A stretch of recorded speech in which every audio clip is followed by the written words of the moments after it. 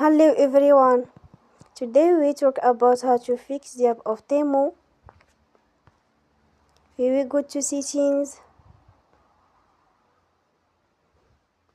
Then we click on apps. After that we search the app Temu and we click. They will on for stop. After that we go to storage. Then we click on clear cache. In the end, turn off your phone and you will restart your phone again. Don't forget to support us by like and subscribe. See you next time and thank you for watching.